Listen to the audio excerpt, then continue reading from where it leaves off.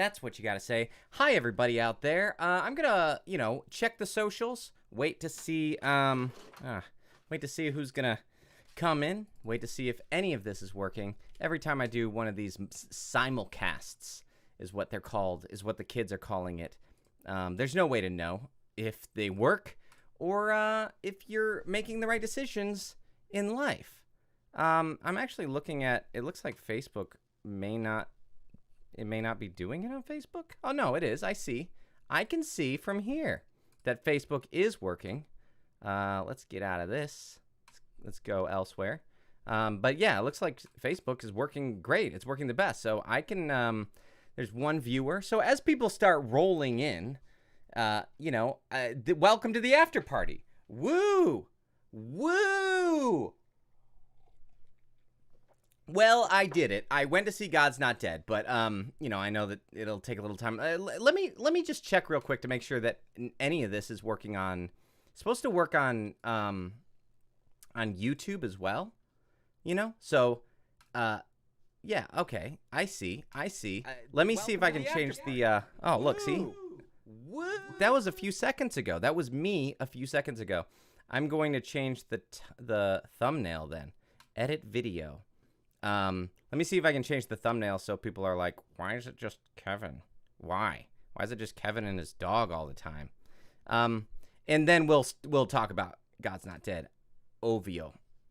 All right, save.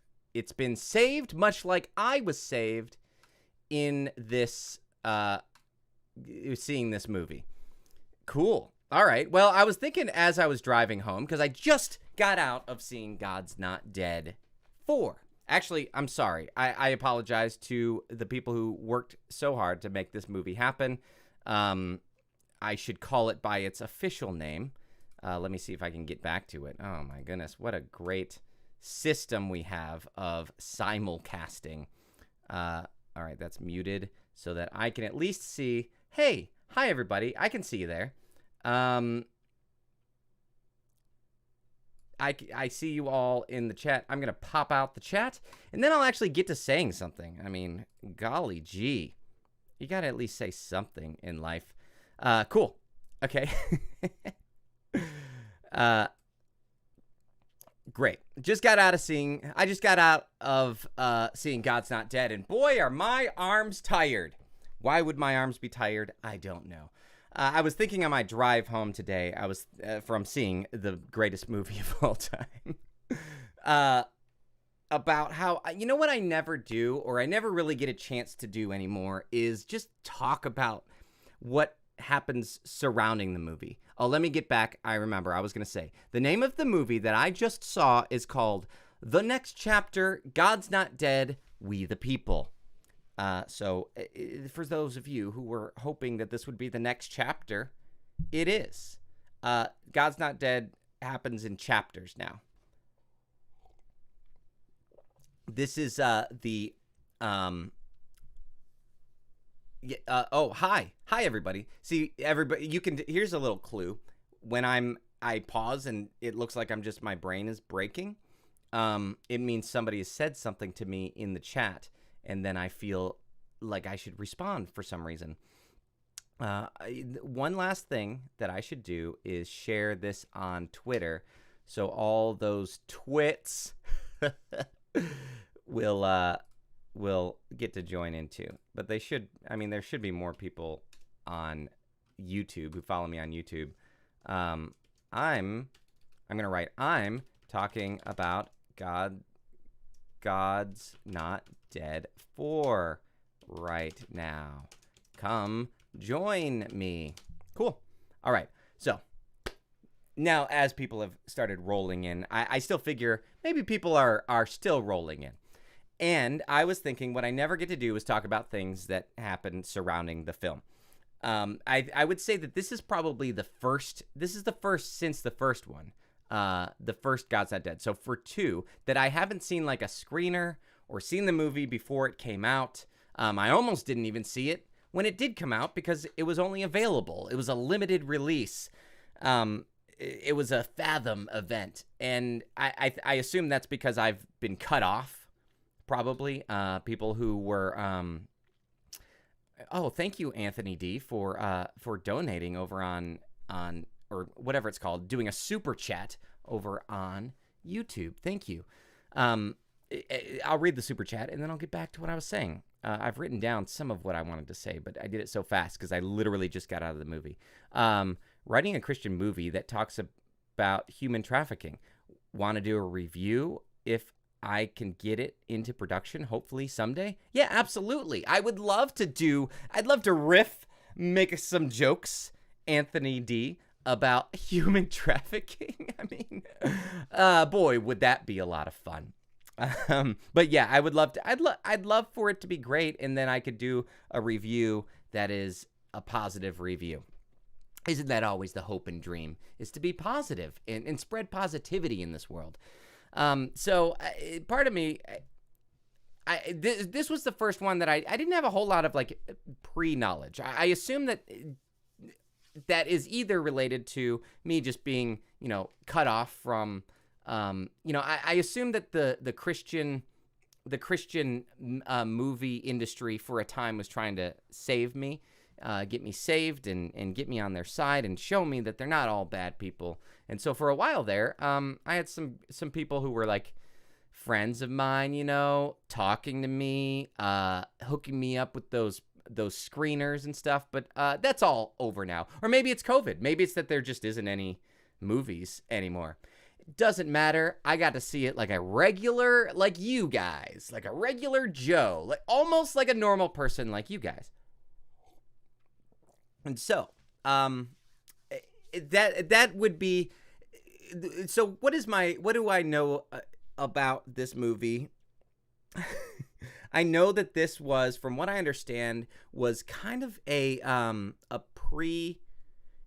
the script for this was in some way, because I saw that it was written by the people who wrote the original God's Not Dead 1 and 2, with Tommy Blaze actually hopping in and doing something else to the script. So I guess doing a rewrite on the script. He got top billing on the script, but I know he was the last one to touch it.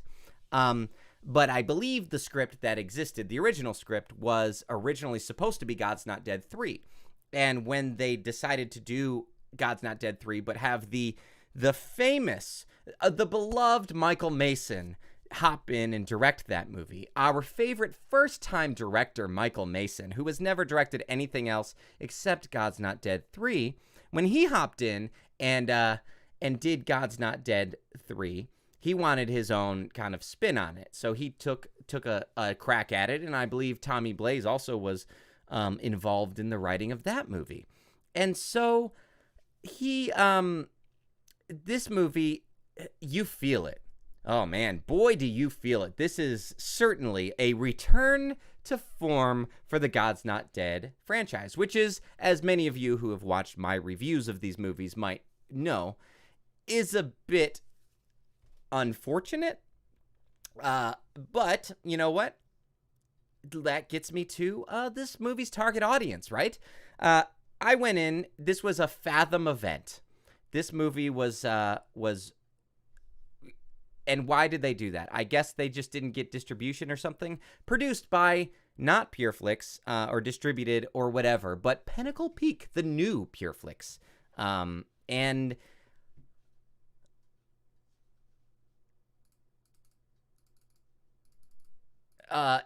sorry, see, I was reading another super chat from Anthony.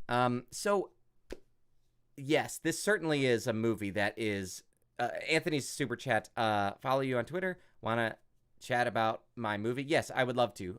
Hit me up, slip into my DMs, and we'll talk about your movie, Anthony. I'd love to talk about it. I like talking about movies. That's why I have a whole channel dedicated to it. So that brings me to this movie's target audience. I went in. This was a Fathom event, not a movie release. So my crown card, my special privileged crown card that I used to go see movies, didn't work. So I had to pay $17. $17.50 to see this freaking movie. So that put me in a bad mood right off the bat. But everybody else was in a great mood. I was the youngest, so that was nice. I was the youngest little tiny little boy in the theater. I had the fullest and brownest, blackest head of hair that you could imagine. That's a great question in the comments about what is Pinnacle Peak. Pinnacle Peak is, Pureflix, from what I understand, sold themselves to the devil, aka Sony. And so then they, no, Carmen didn't go. No, I was all alone by myself. Sony bought Pureflix. So now Pureflix is Pinnacle Peak because they can't use the name. But apparently they were still able to distribute the God's Not Dead franchise. So here we have it. It's Pinnacle Peak production. $17 for one singular ticket to see this movie. I guess they're betting the farm on this freaking movie that this is gonna be the hit of a lifetime, I imagine. John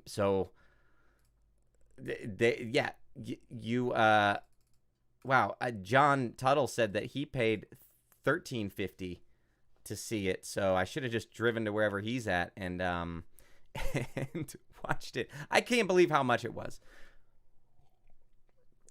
But everybody in the theater was well over 50 years old, and I'm well under it, and boy did they love this movie. So that's kind of the situation that I found myself in. That's some of the stuff related to the surroundings of this movie. I don't know what the deal is with $17 ticket price, if they're just like, and maybe it's just Crown Club. Crown Club members had to pay extra. You pay extra for this Fathom event. I couldn't fathom paying that much for a movie. So, especially God's Not Dead. I mean, golly gee.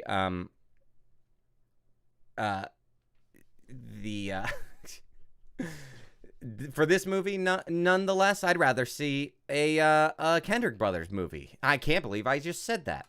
So, great. Let's talk about the movie itself. So this movie is surely a return to form. I didn't mind the last movie. I felt like it actually had a nice story arc. It told a nice, members had to pay extra. You pay extra. I clicked the wrong thing. I didn't mind the last movie. The movie where someone asked if I had already watched the movie. Yeah, I just got out of the theater. So that's what's happening right now. I just watched it, and so we're having an after party thing because actually this is the last chance. You can't go see it now. You lost. You all lose. It was a 3-day thing. 3-day Fathom event. Can you fathom the price of this ticket? So the movie. The movie, it's hard when talking about a movie like this because there are lots of nitpicky things that I could talk about. And of course, when this movie actually comes out on VHS, I'll be there to talk about it and nitpick it like crazy.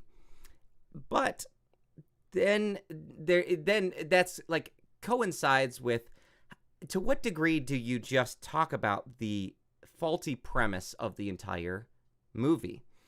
And this does something that the other God's Not Dead movies, the first two, do, that the second one I feel like did a good job not doing, which is why it probably didn't do well. It was it really plays to the audience and is kind of an attempt to make you guys mad. And to a degree, I had to fight it. I had to fight being mad, you know. It sets up a scenario that just is not something that's happening or going to happen anytime soon. And if it did happen, I certainly would be very upset. One thing that I've said about the God's Not Dead movies is I would love to see and hear about movies or stories that are of people living in persecuted countries and like genuinely telling their story and how they lived and stood up for what they believe and how it's difficult and speaking out against injustice. Because that's what the Bible talks about, like persecution and that sort of thing. And it never is like, and you have to fight against it. It's just like you shouldn't. Don't fight against it. And so it's weird that this movie actually brings some of those things up. It brings back some of our favorites. The guy from China, the Muslim girl from the first movie, the guy from Africa from the first and second and third movie, who died in the third movie but came back in a dream in this movie. They bring up those things that happen in these other countries. China, Africa, like they tell Jude in David A.R. White's mind tells this story about how, people in Africa who have had to like pray on their knees while someone is holding a gun to their head, and they're like, please God, I am ready to come see you, and they're like, deny Jesus or you die. And they don't. They just have the faith that God will bring them home. Wow, what an inspiring story. But what that inspires David A.R. White, Reverend Dave, to do is realize that, yeah, we really need to fight this persecution in the United States. And I always have felt like that's a strange premise for these movies. These kind of like, hey, we're persecuted in the United States. I'm not saying that bad things don't happen, and there aren't anecdotes that say like, hey, here's this person who shot up a school and potentially said, do you believe in God? But what does that have to do with this? The other faulty premise is that then they create such a vague scenario that if it happened, let me cut to the chase of what the scenario actually is. So it begins right off the bat, getting into it. And if you guys saw the trailer, you'd know this is a homeschooling movie. Actually, David A.R. White did not acquire the Infinity Stones, though the interesting thing about this movie versus Infinity War, and this was one of the nitpicks I was thinking of leaving out, but I'll mention it here since you bring it up before I actually get into the premise of the movie. The movie doesn't end in a very similar way that Infinity War doesn't end, but with no indication that this is like part one, even though it is the next chapter. It didn't say this is the next half of the next chapter. It just ends, and they don't resolve the scenario. They don't resolve the situation. There are a lot of like very Lostian type, things that are happening that they never wrap up. I mean, they have a little montage at the end, but like it feels like they just were like, all right, like they have this big speech at the end, because it's supposed to be like Mr. Smith goes to Washington, all the way down to having a guy named Mr. Smith in the movie, which none of the old people got. I was like, ha, Mr. Smith, I got it. And they were catching all of the things they were supposed to catch, but they did not catch those. So Tommy Blaze, your little references, they didn't catch that. I'm sorry. I don't know if test audiences caught the references to Mr. Smith or to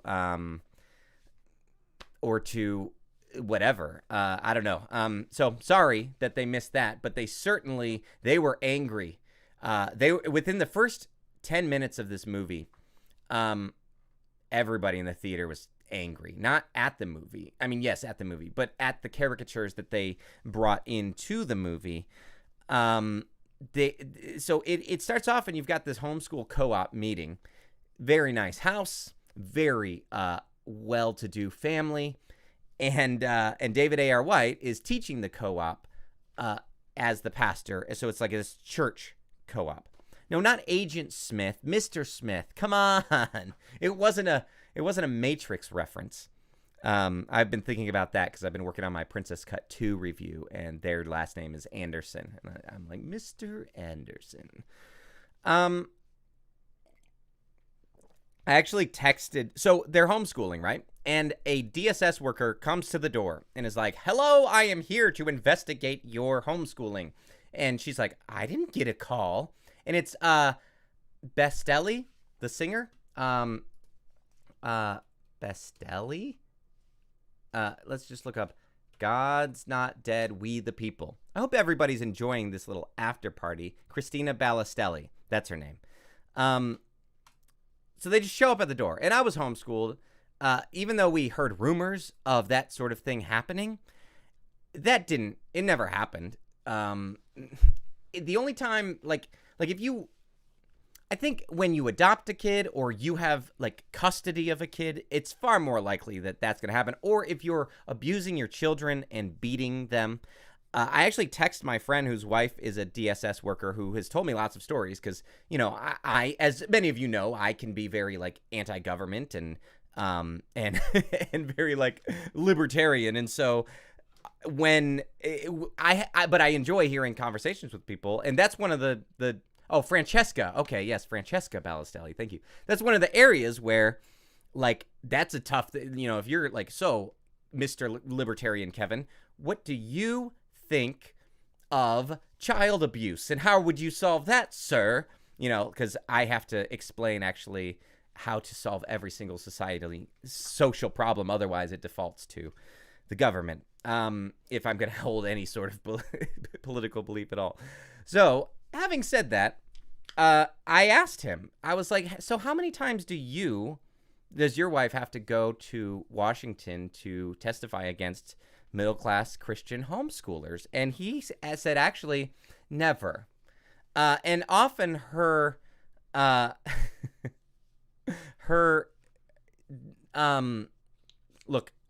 Cyborg Ninja, I can't believe things that I don't believe. So, yeah, sorry. Cyborg Ninja doesn't want me to be too close to liberal by being a libertarian. That's okay. That's my liberal friends would say otherwise. But DSS workers have a lot to deal with, and in the need to keep them in the home, from what I understand, and keep with their parents and stuff, is very important to them. Sounds like a job I would never want. I'll tell you that much is for sure. But stopping homeschoolers from homeschooling, I don't think is one of their main priorities. And so this lady comes in, you know, and I'm giving too much like of my thoughts, because I couldn't during the whole movie. I had to actually I had to sit there and be quiet. So this has been tough for me. So all of that to say, she comes in and she is like, right off the bat, she says, my name is Ms. whatever. I think with the Z, you know, like they used to do in the 90s, like lesbians used to do in the 90s. And the little girl's like, is that short for Miss or Mrs.? And she's like, it's not short for anything. And the mom is like, she didn't mean anything by that. I'm sorry. You know how like Christians are always super meek in these movies. And she's like, she meant nothing by it, ma'am. We're very sorry that she said that. She just wanted to know if you were married so she would know how to address you. And the lady's like, I identify as self-partnered. And the whole theater, all the olds in the theater are just like, oh no. Because they don't want that. That's what's destroying our nation right now, is the self-identifying, the identifiers, the pronouners. They're destroying our nation. There's another part in the movie where the lady, that same Francesca Ballesteros, brings this pamphlet to this meeting, because so they're all about to like. They're all going to court because they're all teaching. I think what they did is the lady reported them because they were teaching about Noah's Ark in school on that particular day. And so she's like, you're teaching from the Bible? And she's like, for theology class, yeah, sure. And so she reports them. They're going to be fined $1,000 a day. If they don't if they don't conform to Common Core curriculum. And this is the frustration that I have with these movies, is they set up these scenarios and they have little bits in there that, like me, as somebody, I was homeschooled. I think homeschooling is fine. It's great. I don't think that it's wrong. I think it's wrong for people to abuse their kids, but I also think it's wrong for like teachers to abuse kids, and that happens as well. And so we could argue all day about like whether public school is better or worse, or whether homeschool is better or worse. But I think parents should decide. I think that that's certainly something that parents should have first dibs on how their kids get educated. But I also don't think that we're at the point where I think homeschooling is pretty legal across our country. And they have even they correlate this with like they correlate this with China making homeschooling illegal. And with the guy from China, and he's like, homeschooling's illegal in China, and they did that so they could propagate to our kids. And Francesca Ballestelli also brings a pamphlet to this church meeting that is about birth control, and she's like, "This was handed out to my friend's second grader. They want them to take birth control in second grade." If that's happening, I don't think kids in second grade need to be taking birth control. I agree with that. I'm 100% anti-birth control to children. You know what's funny about Francesca Ballestelli acting in this movie? She had a little, like, promo at the beginning. And it was like, "Hi, everyone. I was so excited to be in this movie that they asked me to be in this movie." And then, Battistelli? Oh, someone just cleared everything up for me. Sorry.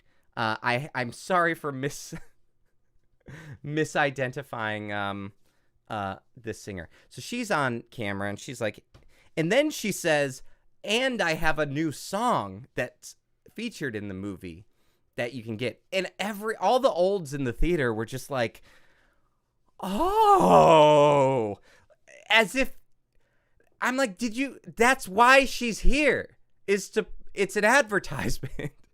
They were just so shocked and surprised and just blessed that, wow, and also a song that I could buy.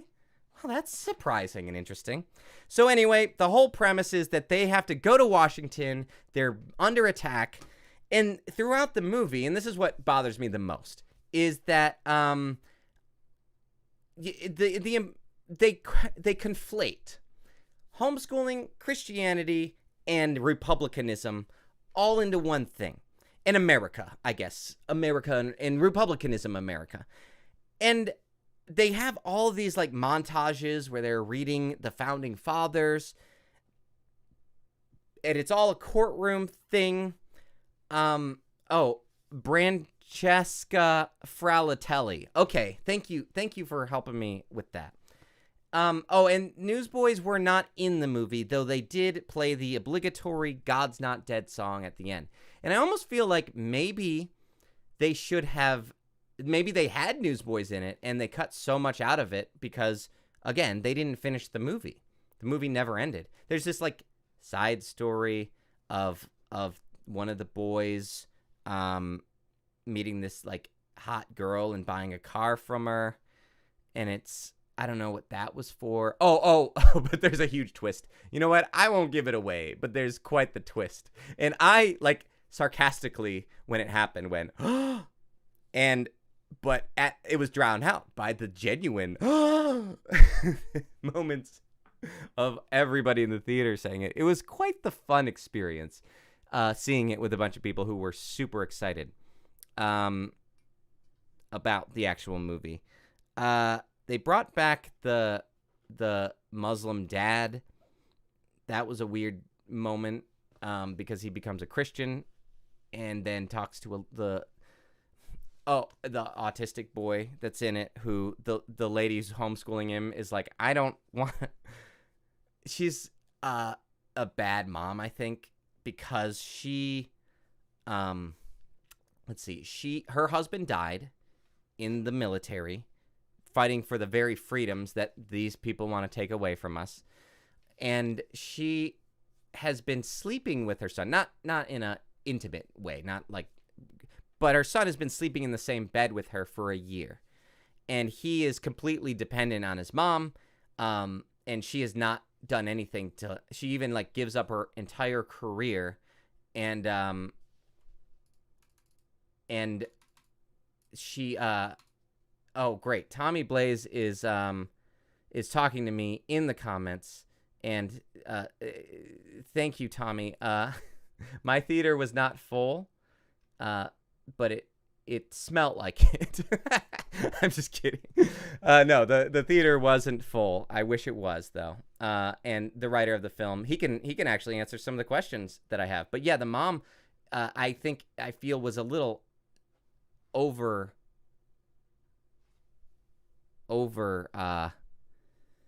shouldn't have her sleeping in the same, have that son sleeping. So she didn't want to send the kid to school because she's like, well, they'll put him in therapy. And I feel like, though, maybe you should. He probably needs some of that. His dad died. He's becoming kind of a mama's boy, you know. Anyway, I hope he gets better. I'm praying for him. So where were we? Not even overbearing, just overprotective, I think, of a mom. But it turns out that mom is actually a nuclear physicist. She graduated from MIT. She got a degree in stem cell research. No, it's sometimes I have to make sure it's clear that I'm just joking and I'm not as stupid as it sounds. And there's this really great speech that she gives in the middle of the movie where she really like shows the Democrat who's boss. It's not a bad speech. I feel like maybe he probably would have caught up on that. But there is this one part where she's like, look, homeschoolers, we're not flat earthers. And so, great. Tommy just made it clear that the Muslim guy did not become a Christian in the movie. He actually becomes he's just struggling. So it actually doesn't wrap up. But there's a part I kind of wish the setup was different with him and the young boy. No, guys, the stem cell joke was a joke. I was correlating STEM. She has a degree in a STEM field. She studied at MIT and stuff. And I was jokingly getting if I had time to write the joke, it would be funnier. In my review, it would be much funnier. But anyway, so she gives this speech and she's like, we're not flat earthers and stuff. Great. Very good. At the and I think that's I think it's a legitimate thing to point out that not all homeschoolers. I feel like it was probably a little bit like obvious. Some of the arguments that were being made were more like yes, and there's this part where we get kind of the conspiracy of Common Core curriculum. And now I will say that I tend to be under the belief that I don't think it's specifically a conspiracy. I think that if it were a conspiracy, it wouldn't look much different than it looks in terms of the way the public schools are ran. So that's one of the things within the movie where I'm like, well, I'm probably like in more of a like I'm more on the movie side in terms of like this is a particular section where I would agree with what's being said, but I also think that it's quite the alarmist film. And in correlating that with if we don't stop this now, this scenario that isn't happening, there is no this isn't happening in Washington. I'm not seeing it, at least. Where local homeschoolers are being taken to Washington and made to testify in front of the Supreme Court and defend whether or not they're allowed to educate their kids the way that they see fit. But the funny part about the flat Earth thing is that there is this moment at the end that's kind of the big shebang. where you get multiple people who homeschool, like kind of people who represent other homeschoolers. And that's true. Not all homeschoolers are middle-class conservative Christians. There are other groups that homeschool. And so you have kind of these representatives who are there to kind of defend homeschooling who are like, inform Reverend Dave, who has not realized this up until this point. But one of them is a lady. She's not a flat earther, but she's there. There's like, hi, we're with the like African American homeschool group, and we don't appreciate the institutional racism, and so that's why we've pulled our kids out. We want the right to, there's too much violence and these sorts of things. There's another group that is something else. I can't remember what it is. But then there's a lady who's like, and I want the right to be able to decide whether my kids are immunized or not. And we're all the same. And it kind of felt like in that South Park episode, the one with the N word, where you had I said it and it was in anger and I'm apologizing. And then you had like all these people pop up, and then you had the one guy who's like, yeah, we hate those people. And it was like, no, get out of here. Get out of here. Apparently I saw the wrong movie, according to Tommy Blaze, because nothing that I've said has not been in the was not in the movie. Maybe I saw the wrong movie, or maybe they changed your script a little bit, but there was a lot of anyway, so they had that, and I was just like, oh, hi. I don't know. I was just surprised and felt like it kind of undermined a little bit the flat Earth part, because I think that, and it didn't have to do with I don't think it had to do with like COVID vaccine. It had to do with like vaccines in general. Anyway, I just think you're going to get people who are responding to that saying,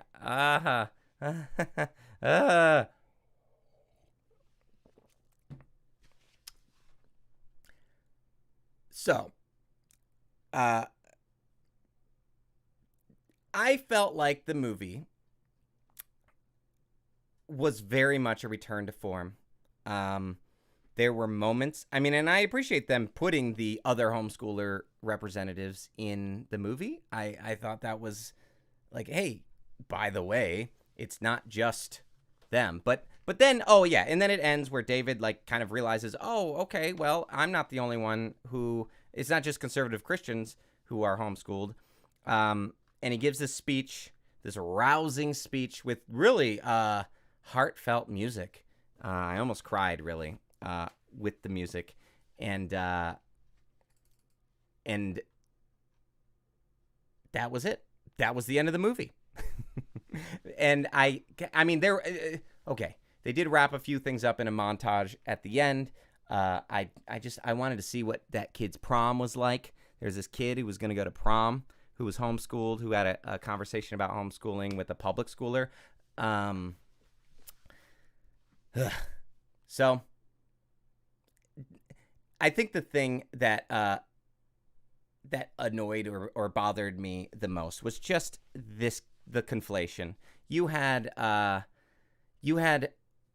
in the speech talking about homeschooling, and kind of in the same breath talking about God, and in the same breath talking about our country. And I think that the people in front of me loved it. And so if this movie's just not for me, great. But it really got them riled up. They stood up and clapped at the end.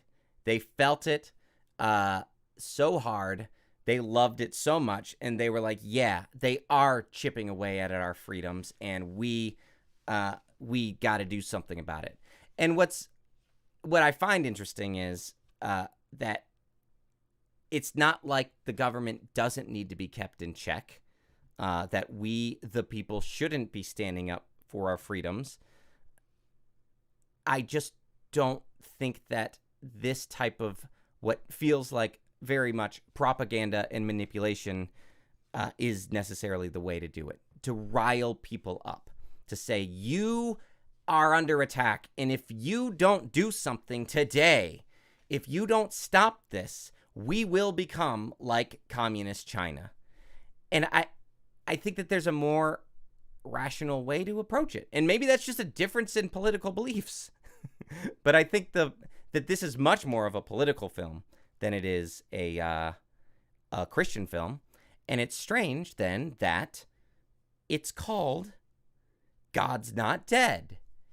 Isn't it? Isn't it? So there you go. That's my synopsis / thoughts, my initial thoughts. Please be aware that I will watch this movie many times over. Or Europe. Yes, we will not become like Europe. Hopefully. So there you go. That's it. I'm going to open it up for questions. And again, these are my initial thoughts. These are things that I was thinking about as I was watching it. Things that I'm thinking about as I got home. But believe me, I will comb through this movie, everyone, and do a full-on review. There will not be a moment forgotten or untouched or rewatched by me. And if I saw the wrong movie, if it turned out that I accidentally walked into some sort of weird homeschool American propaganda film on accident, then I'm sorry. My deepest apologies for misrepresenting the film that I was supposed to go and see.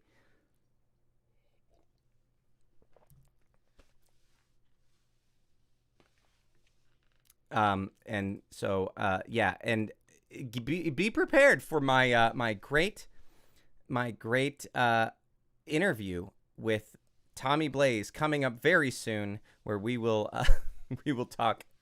He hasn't agreed to this. I'm putting him on the spot. Where we will talk about on my podcast all the things that I missed about this movie. And you know what? I say many times over, my reviews are not for the makers of the movies. I get it that look, Tommy has been pouring his heart and soul into writing this movie for the last 52 years. And so I can't imagine if I made something and then the day that it came out, I watched a review like Say Goodnight Kevin. And so I still love you, Tommy Blaze, just like I love my social service friend who goes and takes homeschoolers out of their homes. And also Sean Paul Murphy. You know what I might do, Sean Paul Murphy and Tommy Blaze? I will have you both on the podcast. And we'll get David A.R. White. We'll just have a big ol' fun time. All of us will. Cool. All right. So I'm sorry. I said I'd open it up for questions. And so here we go. We did have a question that was, did Josh show up? He did not, if you can believe it. He's probably nursing his children at this moment. Did the series will die when Kevin is no longer around to review them? Yes. This one's very reviewable. I will say that much. And it's not that and please know that I am very quick to point out things that I appreciate about these movies. I was very much positive about the last movie. And so I don't want anybody to think that I'm going at this looking for a bad movie, looking to hate it. But I also am looking to be honest, and maybe all the old spice was messing with my brain. Where does this movie rank? Boy, it would rank in. I would say this is the best of the three, but I don't know. Maybe my excitement of reviewing it is skewing that a little bit. Who's Tommy Blaze? Good question. He is the main writer of this script, of this movie. So he was curious about what my thoughts were. You might actually know he did not include his character. He's pretty famous. He was the guy who was the Enterprise pick you up guy, and also the waiter in God's Not Dead 1 and 2 sequentially. So famous guy. Actually, a very a kind gentleman who's been very nice to me, despite the fact that I'm critical of his content.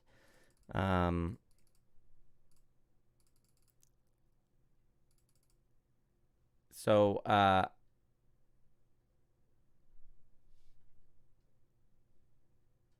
yeah, so Pinata time. You've been a viewer for such a long time. I should know how to pronounce your channel. Also, everybody check out his channel because he makes great animation. I've been in two of them, or at least one. Pinata time. Anyway, he says, I appreciate you're not forceful with your opinion and that you're welcome. You welcome disagreement. That is true. And I actually had some disagreement recently on Twitter where somebody who was more on the left told me how much they hate me. They didn't tell me they hate me. They just said that I was wrong and I disagreed. And it happens, That's what happens when you're such a centrist like me.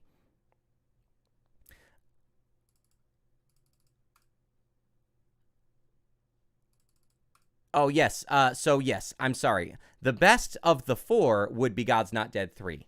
The second best would be God's Not Dead 4.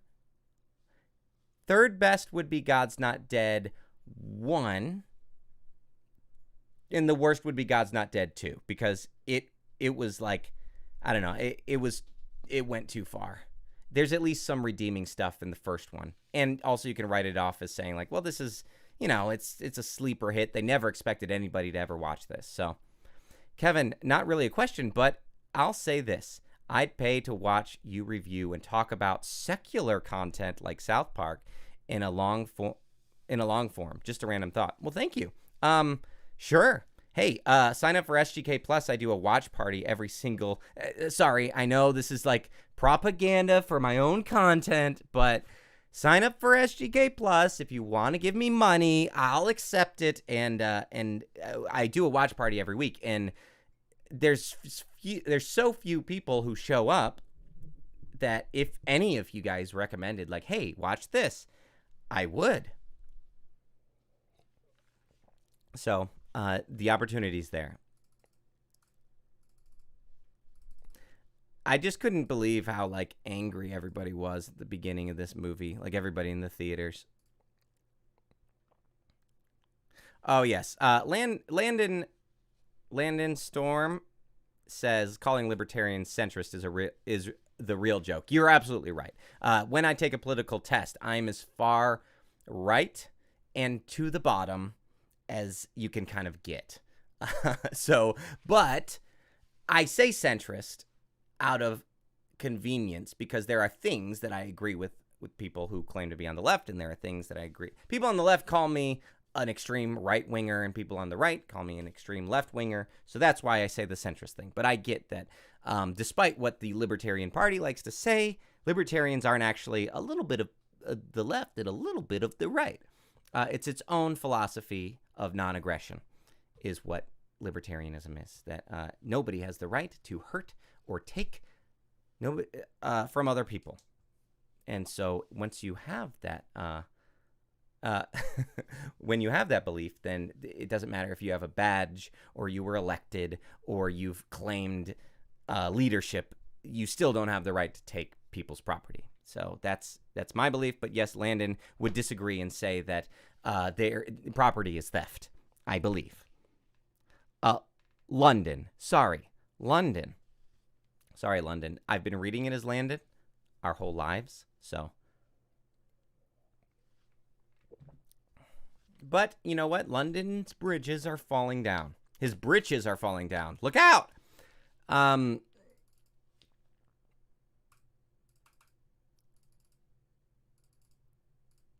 No, the left would not abide by that, but when you don't get to be in charge, then you don't get to tell people what to do. Yeah, I guess you know what? A lot of people ask about this, about, like ANCAP and libertarianism. Now we're going to, you know what? This was a political movie, so I can talk about politics. Great. But any system is dependent on society believing in it, or society caring about it. So if we live in a society, which we do, as we all know, we all live in a society. And if we happen to live in a society where people don't respect property rights, then sure, no system is really going to work, except perhaps a system that is, like an extreme, like what London would say would be the best thing, which is, and tell me if I'm misrepresenting you, all out communism would be kind of the alternative. Then you could just control everybody and tell them they're not allowed to do anything, and kill them if they don't. And then if we live in a society where where people all respect property rights, then we can, sure, it won't work otherwise. But that's our society already, that it doesn't work because not everybody respects everybody. So let's talk about the movie. If you, someone asked, how would you fix this movie? I don't know. What's interesting is this is a movie that I think, you know what I would do if talking about fixing the movie. I would say that I would start by having I would have earlier on a relatable character that wasn't a Christian, that was homeschooled, who and I would make it less. And the other thing, so have that earlier on. That way you have kind of somebody for other people to relate to, instead of it just kind of feeling like it's tossed in at the end.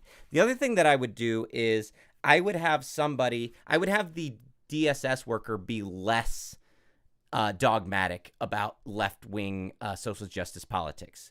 And then her end up, so she like puts this in motion, putting in like this, like concern, just a basic concern, saying like, hey, this doesn't line up with Common Core, so that she's like kind of putting that in. And then it's somebody else who takes it to the extreme. So you have two like points of contact for people who aren't Christians and people who, to kind of show that there's some reason in the room, instead of it beginning with hitting you in the face with the libs and the SJWs are coming to take your kids because they think they own them and they want society to end.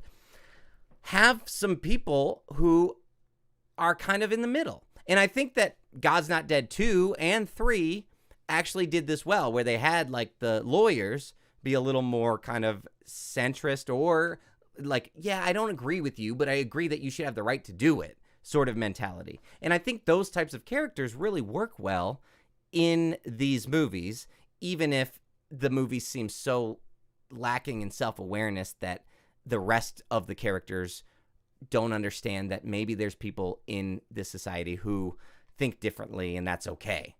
Does that make sense? That's what I would do differently. There you go.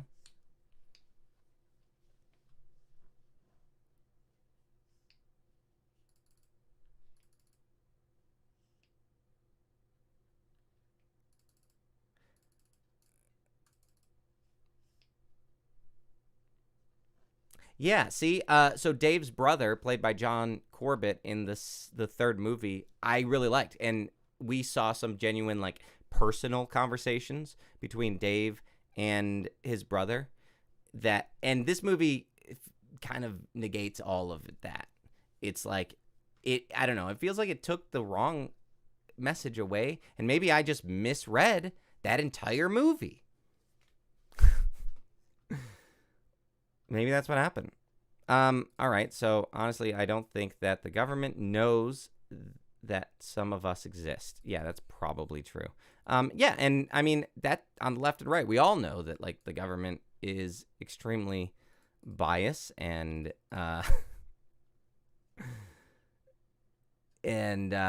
very even I mean, it's true. Like the public schools. You know what? I don't have to get into all that, but, if we're talking about, what is the word that I'm thinking of? Just they said it in this movie. Just the lack of respect for all races and beliefs and stuff like that. I don't know. The government kind of has to, especially a national government, has to have that sort of like centralized belief system. And when everything has to fall under some sort of centralized belief system, that's non-inclusive in and of itself. Where it's like, oh, this, which is funny because in this movie, it's like, you guys believe that there is no such thing as truth. Well, there is a central common truth, and then the people in the it felt like two people arguing over their truths, saying, "Oh, not critical race theory, but I don't know." They did talk about that in the movie too, and also giving kids I don't know, giving kids the pill. Yeah, I mean, I think that's also like just kind of the interesting thing that's never brought up in these is that the problem is the public schools. That when you have, and I know this isn't something that everybody's going to agree with me on, and that's okay, but when you have everybody pitching in, like, hey, we're all paying for this, then everybody gets to say something. And I feel like it wasn't really clearly explained how, like, the reason why we're homeschooling is because we don't want the government telling us that what to believe. But one thing that I guess, even when I agree with something, I have to like look at the argument and feel like, okay, here's some holes to poke. I'm going to poke some holes into this argument. There's this one point where a character is talking about how, like, I don't want my kids not knowing that, like, the Pilgrims were doing what they did because they were Christian, and I don't want my kids knowing that, or not knowing about, like, the Christian founding of this country or whatever. For one, some of the stuff they said about the Pilgrims just isn't true either.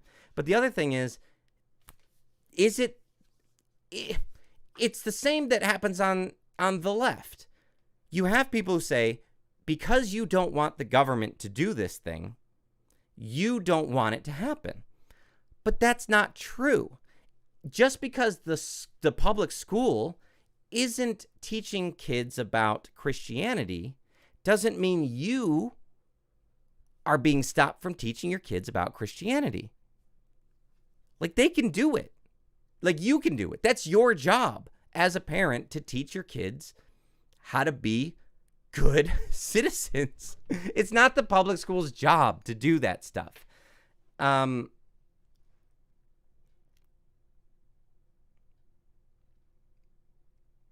just reading what you guys are saying. Now everybody's arguing about politics. Great.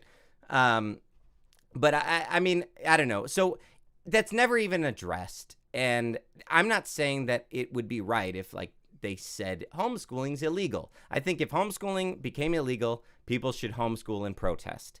That it is your duty, if you want to homeschool, like, it is your duty to break laws that are unjust, which is why I smoke weed every day. I don't really, not every day. Come on. Anyway, any more questions about this movie? And let me make this clear from the get-go. There are people arguing now in my chat, people on the left and right. Just know that is, to me, the sign, not the fact that you guys are arguing. It's great that you guys have your beliefs. Don't think that you're going to convince each other of anything in your conversations. It's great to state your beliefs, but respect each other and your different beliefs, and it's great to share those things. But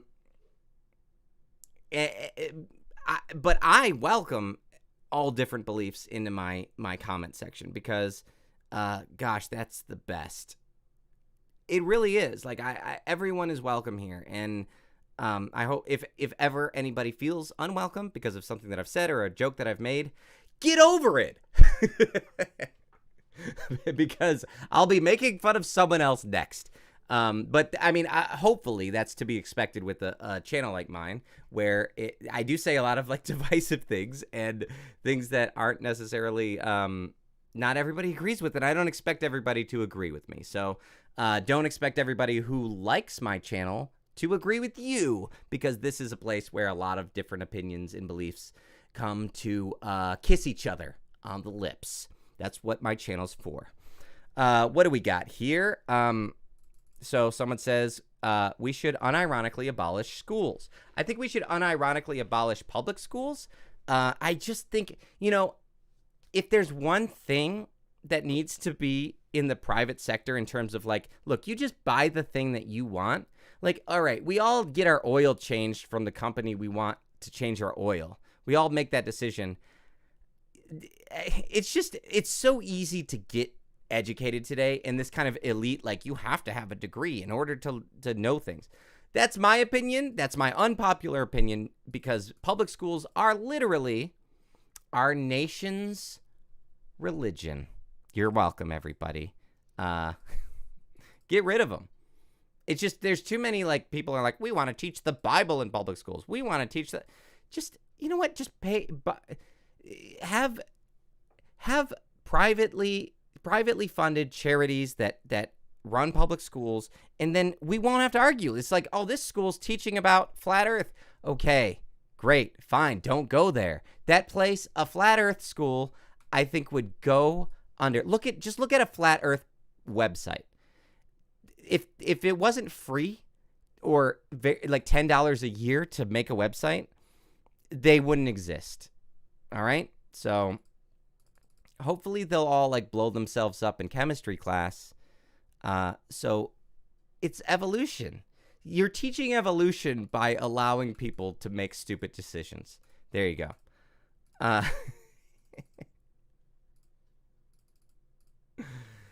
No. Say what I just said on Twitter. Say, like, we should get rid of the public schools and see what the national religion is. If you say, let's get rid of Christianity or let's get rid of public schools, I would just be curious. Maybe I'll do that. See how many responses I get. People defend the public schools like they're a religion, man. It's a cult. And I don't know. It's just, I mean, it's not necessary. It's fine that they exist, I guess. But it's not necessary. You don't need them. And they are subject to propaganda to kids. Like if Trump gets in power and or Bush, whose wife put in the No Child Left Behind thing, like it's subject to propaganda. Just saying. I'm going to get canceled because of my crazy old beliefs. What do we got here? I would say that London, you're not, we've talked personally. So guys, if you guys think that you're going to change his mind, I'm glad that he's here giving his opinions. You guys need to hear it, actually. Some of you guys have never heard the opinions that London has to share with everyone. So listen, take it in, absorb it, figure out what you believe based on that. You don't think allowing people to blow themselves up is a good idea? I think the Constitution meant nuclear bombs when it said everyone has a right to bear arms. You're welcome. Crazy old Maurice. Yeah, you're right. You're right. I don't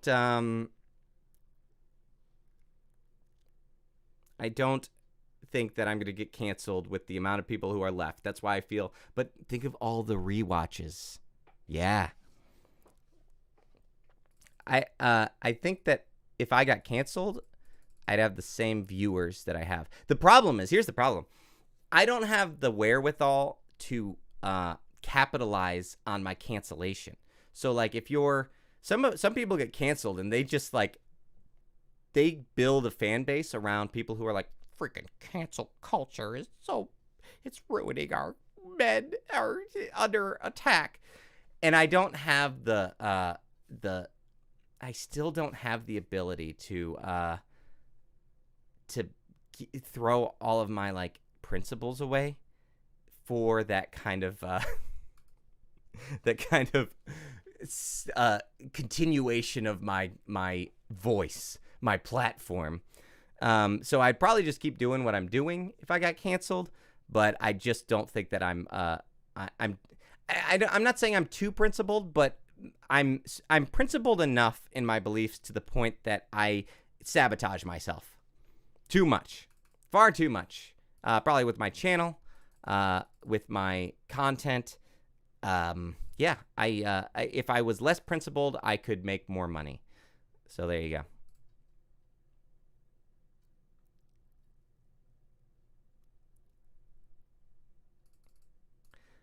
What else we got here?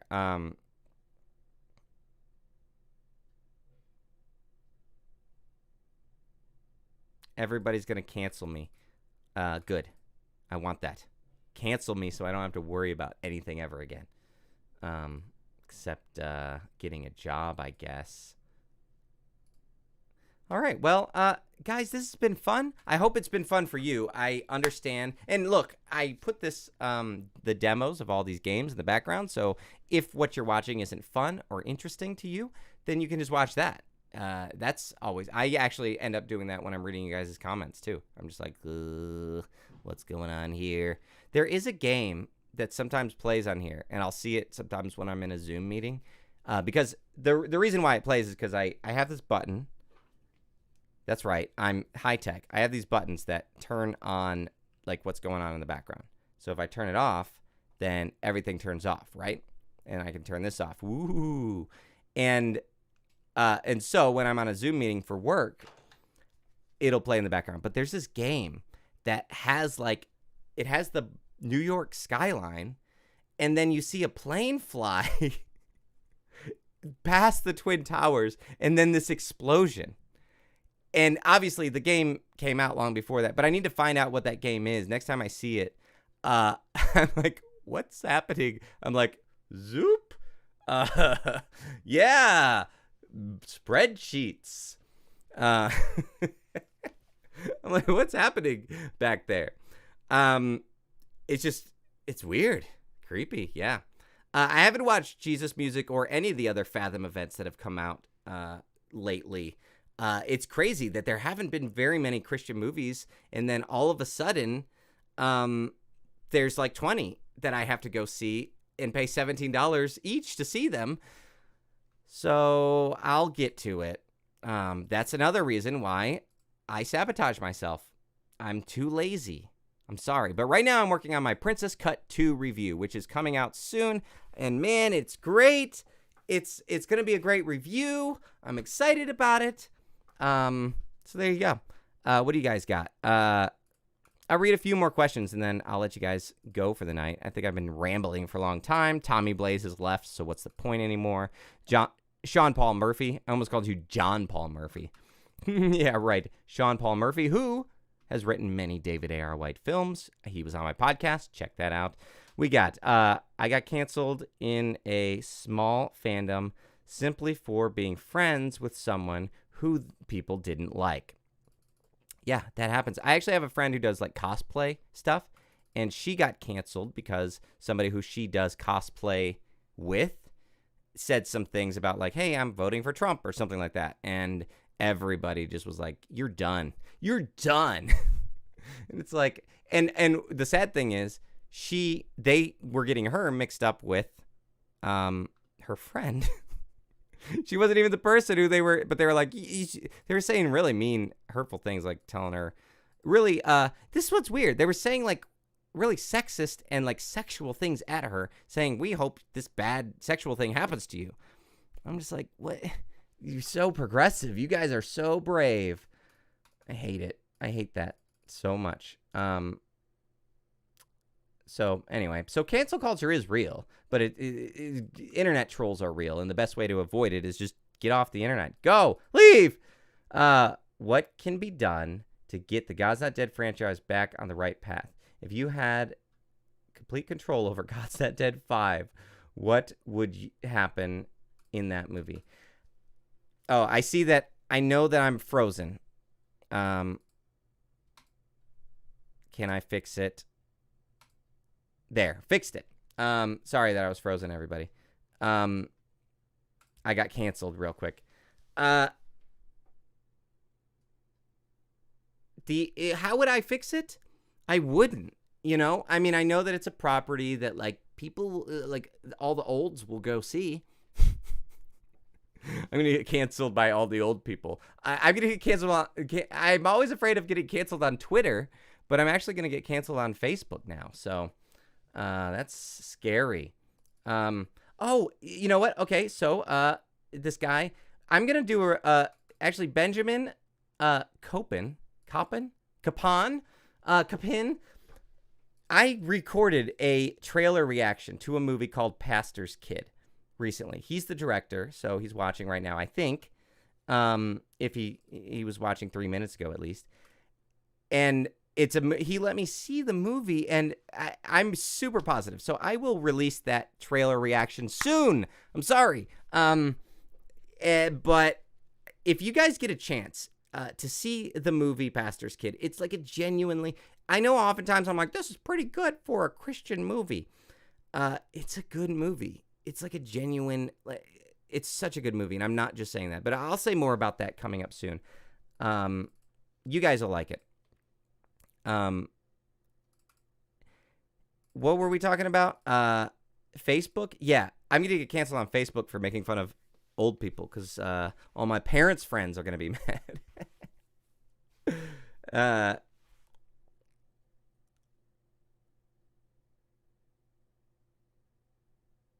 I'm somebody who I know watched the movie tonight. Also, Joe. I'm gonna botch your last name if I try to say it, so I'm not gonna say it. I'm sorry, buddy. He said, I don't know. I think that one. Sorry, I'll start over. He didn't mess up. I'm just bad at reading. I don't know. He did mess up because he didn't put punctuation. So there you go. I don't know. I think this one leaned into being message more than being a good movie, that I found it more enjoyable simply because it was at least honest. Plus, I think that the father's scene was actually well done. I think part of it is, and sure, I disagree. I think that this leans so much into being message instead of story that, sure, I guess it's honest, but it's also just like, it felt so much like, and now we're showing an American flag. And maybe it was the audience I saw it. I mean, when I saw Infinity War, I didn't like it because I saw it opening night with a bunch of nerds who were just like, oh, yeah, they're doing it. And I was just like, calm down, everybody, please. And that wasn't me making fun of people who are mentally handicapped, okay? Don't Trump cancel me. That was me making fun of fans of comic books. You're welcome. So here we go. The father scene. I think I'm just a perv, or like sensitive to like potential perv scenes. I don't like. This is weird because that scene. So there's a scene where the guy is the Arab guy, the Arab guy. From the first movie is in this scene. He's in the chapel at a hospital, and the little boy shows up. And so it's just him and the little boy.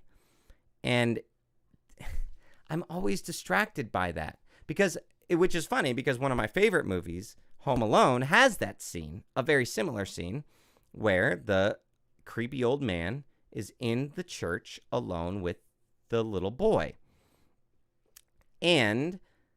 But what they did in that movie, I'm sure intentionally, because it's a little weird of a scene in that movie.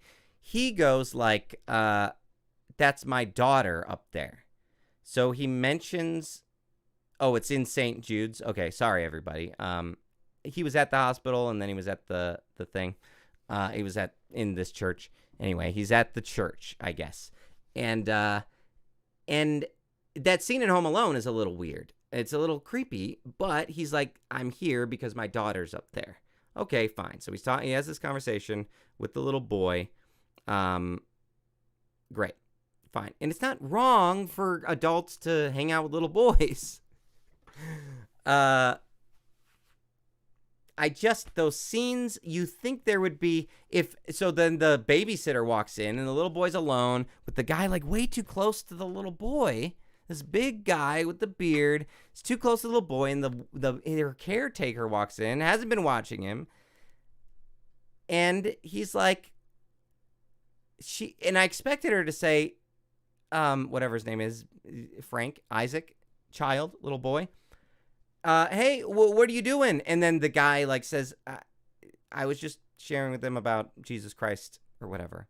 Or I was sharing, I don't know. There's a way to like fix that to make it not feel weird. And I feel like this movie didn't try to do that. And I think it was uncomfortable. What he had to say was good. But I just think it's important for characters, for movie makers to think like a perv, at least one writing way through. Think like a perv for a second and think, what's going to be weird about this movie? And should we compensate, adjust to make it not feel weird? Because it's distracting. Cancel me if you want, but that's what I say. I said the same thing about The Chosen. I think it's weird that Jesus is just like, I know it's supposed to be Jesus, but if it wasn't supposed to be Jesus, if it was supposed to be like a terrorist, then you would be like, don't you think Jesus should ask permission from the parents first or something in this? Like, isn't this a bit irresponsible for his ministry? And I know it was a different time. Fine. I don't know. I don't know where I stand on that. It's one of my like unthought out beliefs about like filmmaking. And it's a filmmaking thing. It's not a real life thing. It's just kind of like here's something that, because filmmakers do that all the time. They do things to where it's like, all right, let's make sure that like this is clear. They do it about gay people all the time, or like not gay people. They say where they're like, they mention that they have a girlfriend, you know, or like they did it with Batman and Robin, where it's like, just to make sure everybody knows they're not gay. I'm not saying that's good. I'm just saying that that's like a commonly used filmmaking technique, just as shorthand for the audience so that they know that a situation isn't weird or uncomfortable. I don't know. There's a great video if you want, speaking of like that kind of subtext, and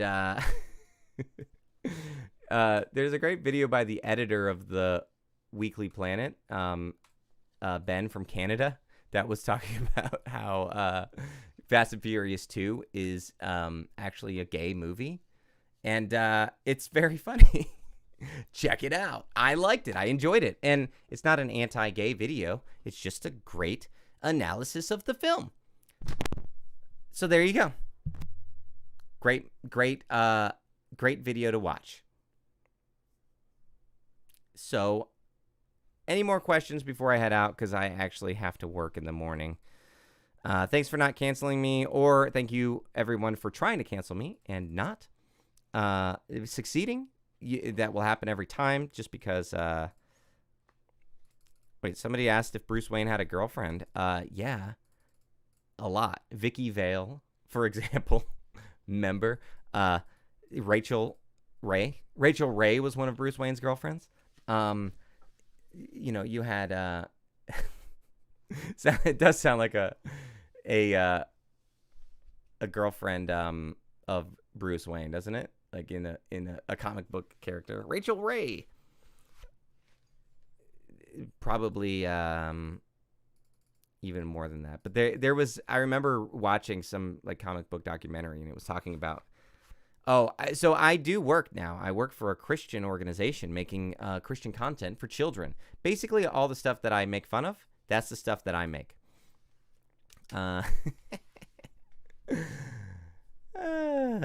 Do you have a Christian movie, regular movie, under your wing? I don't know what that means. Under my wing. How dare you make your own money, Kevin? Yeah, I know. Look, if you guys would pledge more to Patreon, then or SGK Plus, then I could just quit my job.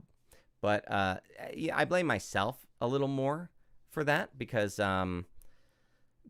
I don't run my channel well enough. I don't review enough secular movies.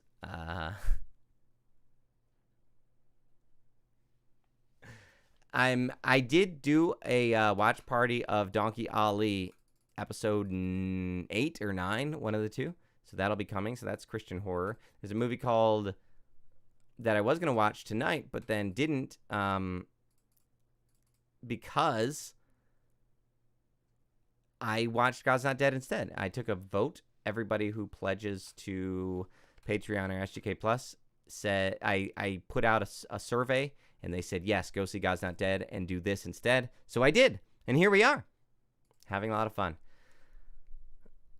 Actually, if you can make a Christian kids show, that would be, what would it be about? If I had my own, like, ability to do that, I don't know. I'm not sure. It would just be one old creepy man, and he'd be sitting there with a little boy, and he'd be asking him a bunch of creepy questions. That would be it. It would be called the Priest and the Altar Boy would be the show that I would make. You're welcome, everybody. Coming soon from Say Goodnight Kevin Studios, The Priest and the Altar Boy. Oh my gosh. I should go because I'm getting too tired. This has been a blast. Thank you so much for hanging out with me tonight. And have you seen the trailer for Dave? Oh yeah, I actually did a I have that coming up soon also. David A.R. White's next movie called Love on the Rock. I watched the trailer, so looking forward to that. Oh, any more plans with the Babylon Bee guys? Good question. Boy, you guys always come up with the best questions as I'm signing off. Maybe. It was fun because when I went there and talked with them, it was fun because they mentioned something about how they want to do like some sort of Mystery Science Theater thing with Babylon Bee. And as if you don't know, the guy Ethan Nicole has worked with the Babylon Bee, with Mike Nelson a little like as writing and stuff, and so so that would be so he also is a fan. I said I would love to, is what I said. I said if you guys just want me to write or if you want me to do something, that would be a blast. I find the Babylon Bee very funny and fun, and maybe if I'm involved, as you guys know, if I do something with them, then I'll fix it. It's funny because my whole life, not my whole life, back in 2016 when I found out about the Babylon Bee, I started like a document of just like headlines because I was like, that's funny. That's such a funny concept of like the Onion, but Christian. So, but all of my like ideas are Christian ideas. Maybe some political, but most of them are just like, they're mainly DC talk jokes, but so I have a whole document of like headlines, but they have plenty. When I was there, when I did my interview, I did not even mention it because I didn't want to be that guy, you know? I didn't want to be like, hey, here's a couple of ideas. Oh man. You know what's funny? I think that I was far from the edgiest guest that Babylon Bee has ever had. I think they've had a lot. I mean, they had Michael Malice on there. So all right, guys. Well, thanks so much for the great questions. And we will talk to each other secretly in private. I'll secretly text message each one of you. You know who you are. Look, bee. There's a bee in my background. And we will talk about all of that soon. So look for my message. Look for look for me to slip into the DMs. Like a weirdo. Good night. How do I turn this thing off? I'm too old. I just went